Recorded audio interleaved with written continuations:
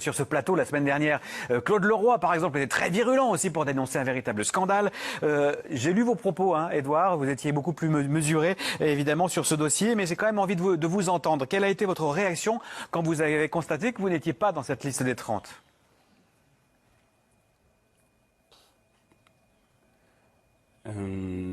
J'ai découvert la liste en même temps que beaucoup de gens et j'ai reçu de suite beaucoup de messages de proches et de gens moins proches, des gens que je ne connaissais même pas. Donc j'ai vraiment été touché par toute cette vague de messages que j'ai reçus, que ce soit appels ou même des messages sur mes réseaux sociaux.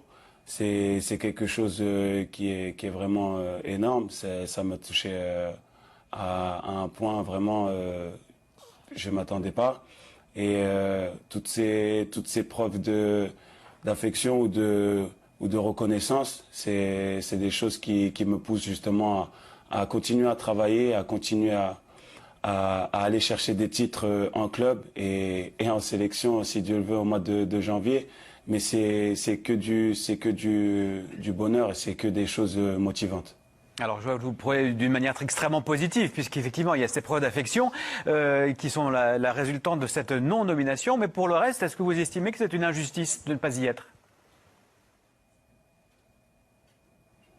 Injustice? Non, j'utiliserai pas ce mot-là. Comme je l'ai dit, moi, c'est quelque chose qui me motive à continuer à aller de l'avant, à continuer à travailler, continuer à être performant en club et en sélection. Et comme je l'ai déjà dit en fin de match avec ma sélection, c'est la liberté de vote des journalistes, c'est leur liberté d'expression et votent en leur âme et conscience.